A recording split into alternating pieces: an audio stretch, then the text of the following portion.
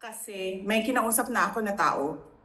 Sinabi ko sa kanya, kapag pinatay ako, patayin mo si BBM, si Lisa Araneta, at si Martin Romualdez. No joke.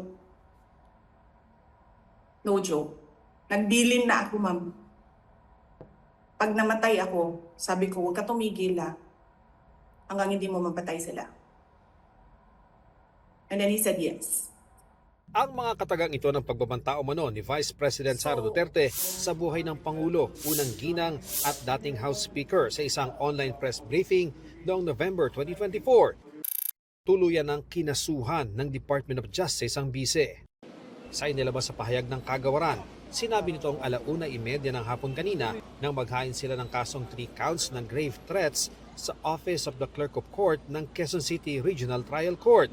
Matatanda ang inimbestigahan ng National Bureau of Investigation ang pahayag ng bise ukol sa nasabing pahayag at inirekomenda ang paghahain ng reklamo noong February 2025.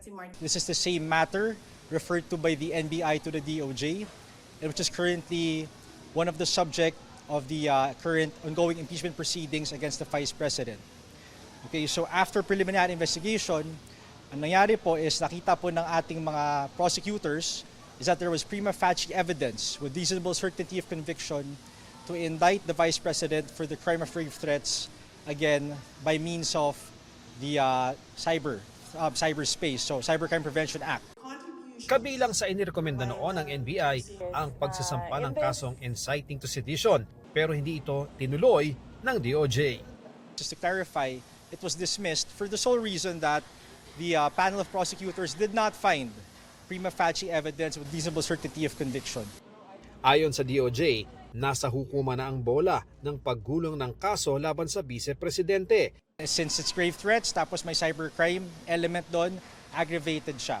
Okay, let's not discuss the penalty for now because anything could happen in the course of the proceedings. Okay, so makita naman po sa Revised Penal Code ano ang penalty of grave threats and if it's aggravated. May recommended bail ito na 120,000 pesos sa kada count. Sa isang pahayag, sinabi ni Attorney Paul Lawrence Lim, abogado ng bise, na inaasahan na nila ito kaya pinaghandaan na nila ito. Pagdiin niya, sa ilalim ng ating batas, ipinapalagay na inosente ang bise at kumpiyansa silang ang kaso laban sa kanya ay maibabasura.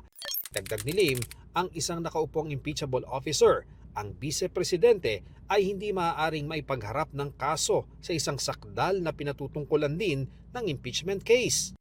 Kaya lahat anya ng legal na remedyo ay gagawin ng kampo ng bise. Nakasalang bilang Article 4 sa Articles of Impeachment ang grave threats laban sa bise dahil sa pagbabanta sa Pangulo, unang ginang at dating House Speaker.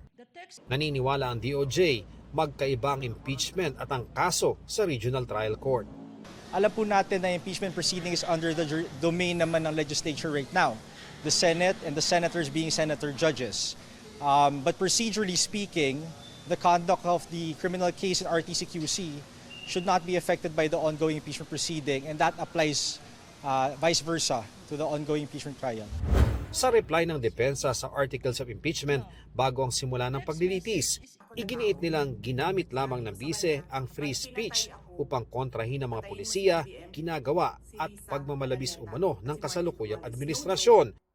Wala rin daw patunay na kumontrata ng assassin ng bise para patayin ng Pangulo, unang ginang at dating House Speaker.